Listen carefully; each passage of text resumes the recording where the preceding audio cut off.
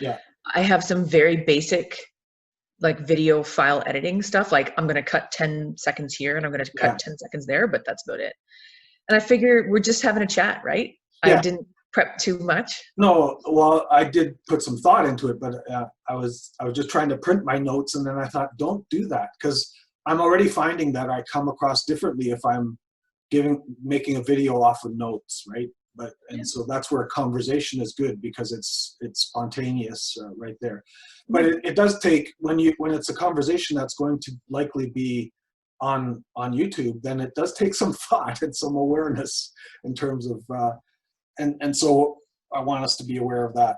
So I'm going to start my recording end here. I think that's, oh no, you already did. It's already recording. Okay. Yeah. So yeah, and I don't want to do too much editing of these. I like kind of just doing it raw. Hi.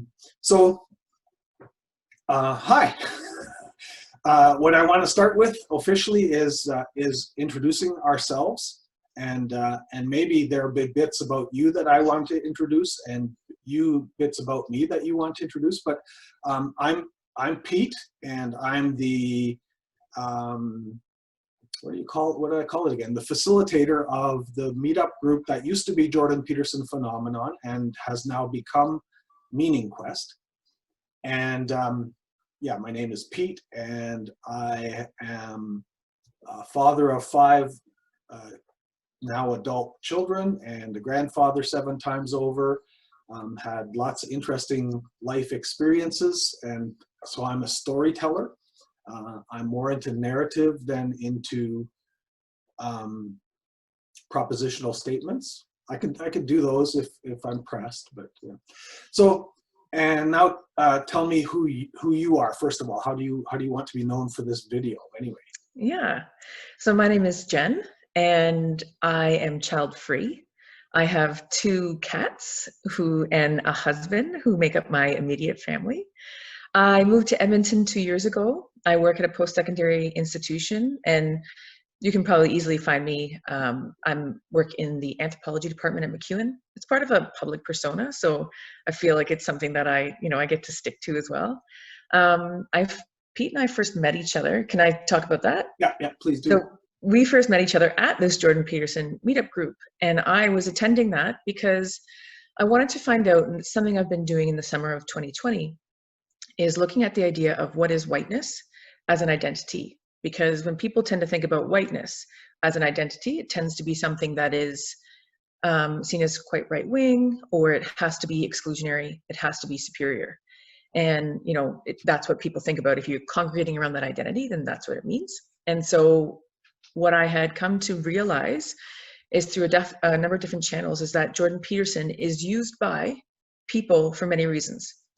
And some of them have been connecting it to kind of an anti-diversity movement. So that's something that I had also connected to an idea about majority community identity, which is also white identity in Canada and in Edmonton. So I wanted to kind of come and think longer and harder about where these connections might be. And I was doing something, so this is more background research. I hadn't done any official research at that point. So while those sessions might help my background understanding, I started doing interviews in the summer of 2020 with certain individuals from maybe from that group, but also from a wider field, much wider. Yeah. So yeah, but people here in Edmonton. Yeah. Just beyond. Yeah. And I don't mind saying I participated in that as well. Yep. And I'm still thinking about some of those questions. It's really interesting. I've started now listening to the Cast book. Yes. And it's a lot of work for a white male. Some of it's very threatening. I don't know if the author intends that or if it's the reader's voice so I had to do some work to keep going with it. But then when I can focus on the substance, that part makes sense. That it's not about racism; it's about caste levels of rank. I think of it as rungs on the hierarchy. And so I have some wonderful questions already that might have to be another conversation once I finish the book. Yeah. So I think it's fair to say you were not a typical Jordan Peterson meetup. No. I definitely wasn't. So We had a wide diversity of people did there you want to already. describe what it was like when I was a part there? I'm sure, yeah. So, so yeah, I don't know how to say this exactly, but I mean, the group was already quite diverse in terms of opinions and experiences, um, and I mean this not in, sometimes you can say interesting in a pejorative way, but it was interesting just in terms of the characters that would show up. I'd been attending a previous iteration of a Jordan Peterson meetup that was a little more extreme in the sense of young men who were unhappy attending there and finding a place to complain together. And anyway, started that one closed down, so I started my own. Partly because I wanted deliberately to be exposed to people of different opinions than my own, because I believe very strongly that we're in a time where we need to learn to have conversations across differences. And we're not good at it, and social media does not help that at all. And so, yeah, I mean, we would start our meetups with introductions. You know, who are you? What's your interest in Jordan Peterson? And so that was something I wanted to be clear on. Do I for the video? Do I call you Jenn, Jennifer, Yeah, Jenn's great. Dr. Long? You know, That's really official and pretty early in the morning for that. So Jenn's great. Yeah, it's kind of so what do you prefer? Jenn, great. Okay, so so then we would do those introductions, and it would always be interesting to hear, especially when there were new people, what their interest in Jordan Peterson was. And you would say always something like, I don't understand Jordan Peterson, I don't think I like him, and some of his arguments don't make sense, or something like that. And that would liven up the group quite a bit. It's like, yeah, you know, I think I would say something to the effect of, I don't agree with, I think I used to say 100% of what Jordan Peterson says. Right. And then somebody noted to me, it's impossible to disagree with 100% of everything that somebody says. And I was like, okay, you're right. I disagree with 98% of what he says. So, yeah. And what I've come to recognize with Jordan Peterson, because Pete, you've turned me on to other groups that do this work. For example, I'm through coronavirus and the COVID-19 response. There's been a lot of groups that have gone online. And so I'm attending one that's actually in the US. And what I've come to realize is that there's really, people want to talk about Peterson in two different ways. And one is they want to talk about Peterson as a public persona, or they want to talk about Peterson as what he's writing. Right. And in all cases, people use what they want from Peterson, just like any other information or data set. They use what they'd like to support their opinions, or because they really agree with it. And so this is also really something that, you know, started with Pete's interest, but has also lent to my own interest, is how do people use information to make decisions? What becomes important, and how does that change over time? And the idea of being able to speak across lines. So I think I was the token individual who would say, well, I tend to disagree with X and Y and Z and this type of thing. But really to kind of have that, you know, differing viewpoint, I think, is something that I thought perhaps lay within a certain political spectrum, you know, maybe further to one way or the other. But what I've also come to know is that I myself surrounded myself with people that I agreed with. Yeah. Or, you know, and if I read about what was happening in another political space from where I tended to lie, it tended to be a critique of that individual instead of the actual individual. So it was really eye-opening myself, and all the ways in which, you know, ideas or decision-making processes have become important. Yeah. Am I able to have a guest? Okay. Is that okay? Yeah. Just don't say the 3-letter word that animal is, because my dog is in the room. Got it. And he triggers on that word alone. Not even the reality. Mm-hmm. So I got to say, I'm happy to have been a part of that process for you, of that opening up. And like I said, starting the meetup was part of an opening up process for myself. I have a phrase that I use called preaching to the choir in the locker room, right? And that's that phenomenon of how we tend to, it's also called bias affirmation or confirmation, right? Yep. Where we tend to seek out people who work within our existing opinions. And so that's part of my project as well. What I also like to see, there are two other things I want to get back to in this introduction part of the video, but what I also liked to see at the group, at the meetup, was how that disagreement with what Jordan Peterson seemed to stand for you became a wonderful, playful part of the group, where it was pretty clear people had different opinions, but for the most part, like I remember people pouncing on when it sounded like you agreed with Jordan Peterson just a little bit. They just loved that, you know.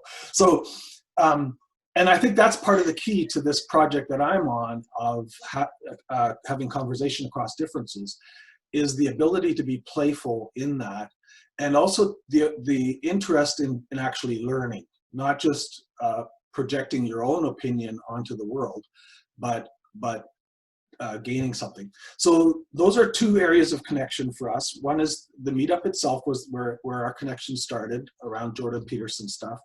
Then I participated and I did a couple interviews with you on the whiteness research.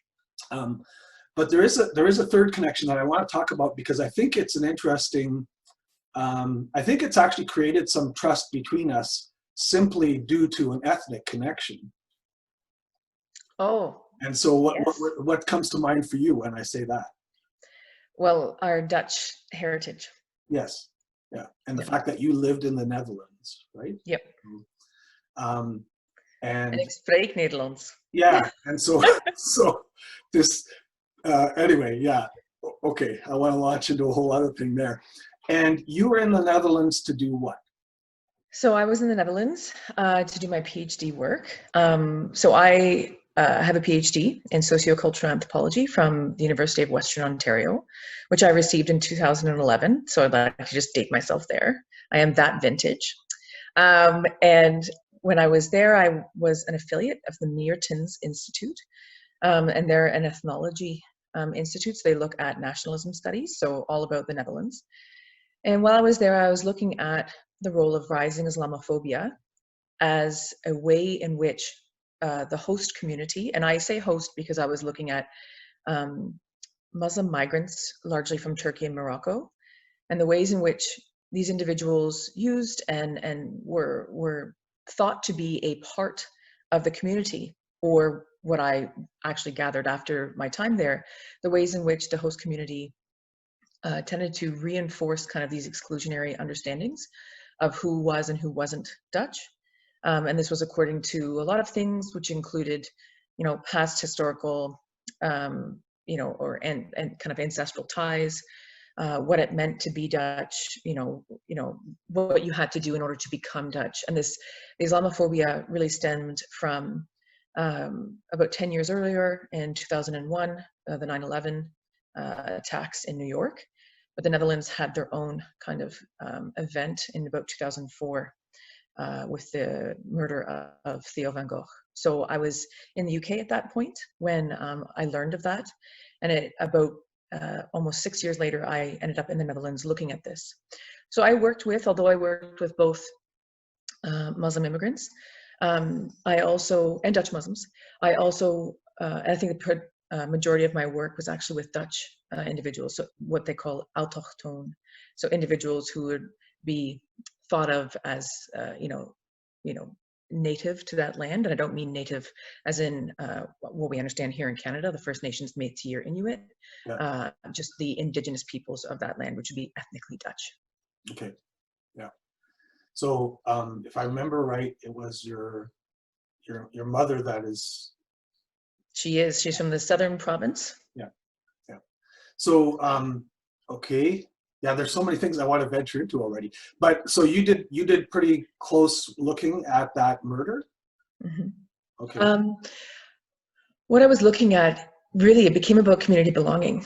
And I was looking at neighborhood groups and just saying, how do you decide what's important for the neighborhood here? And how did people talk about certain spaces as being, off limits, or this place looks really crappy? Well, it's the people that live here. So people were associating spaces with historically marginalized individuals. And I had actually returned to this idea to look at the ways in which whiteness affected this understanding. For example, I lived with somebody who was a racialized individual, and they were born and raised in the Netherlands. Their parents had immigrated to the Netherlands, born and raised there. And when we would walk down the street, people would speak Dutch to me first, and then when I would speak my terrible Dutch back, because I was learning at the time, and I still don't have great Dutch. But I would speak it back. They'd be like, the looks I would get, and then my roommate, who again was a racialized individual, would speak to them in, perfect, because they had post-secondary degrees and all this, and they would just thought not to be Dutch because of the skin color. And it was time and again the ways in which they were treated. There were so many examples of how, the idea of who it meant to be Dutch was a white identity. Who it meant to be Dutch was a Christian identity. Although they didn't have to be Christian now, but they could be something, and I think this is something that you'd like to talk about, but culturally Christian. Yeah. What that means. Like up until this year, I believe the Dutch were still celebrating, they have a Sinterklaas, which is a, Saint Nick, in early December, unlike where we celebrate here in, culturally and here in Canada. And that's earlier in December, but they have individuals that dress up in blackface every year, and they think, oh, this isn't racialized. We're not, this isn't something that's racist, right. Despite many, many people telling them it is. But so the Netherlands is they have a colonial past, and they tend not to think about it. So. Right. Yeah. And your study on whiteness is part of what confronted that in me, right? So, because the question there is then, how do you separate an important cultural event that's significant to people from the racism that it now depicts? So that's, I two things. Well, there's just too much going on, and I want to stop the introduction. I don't want to make that too long. I remember an uncle of mine, I went to visit the Netherlands in 2000, and my parents actually my dad actually sent me for a family funeral, because he'd been 3 months before for a different relative that died. And I remember an uncle taking me around the part of Rotterdam where they all had grown up. And so he had World War I stories. He had stories of his dad, so my grandfather, Opa, being shot at as he ran from the ship that he was on to the house, and all this kind of stuff, And then he stopped with, he said, and now it's all filled with Molukkers, I think is the word. Or is that a pejorative term? Yeah, probably. Well, it depends what he's saying. He could be saying Molukkans, and I'm mispronouncing that today. It's too early still, I guess. Yeah. But Molukkans were involved. Molukkan, yeah. It could have been, or unless they were talking about Moroccans. Neighborhood now, and that's basically what he was pointing out. And then he kind of just stopped. He had no story to tell anymore. He didn't know what to make of that, right? So, and you brought to mind the story that I just heard in the book of Barack Obama as a senator being asked by another white senator to go fetch him a drink. Right? He's had a reception. Anyway, so I'm going to stop the introduction piece here, and then we'll move. We've already touched on it already, but I'm just going to pause for a second. And it's a teaser for what's coming up. Yeah, or for some people, the introduction part is a waste of time. They don't need the background. They don't need that. They just want the substance, right? So that I'm trying to separate those two. I tend to like this part more than the, well, no, I like them both. But, okay, so I'm going to just pause for a second.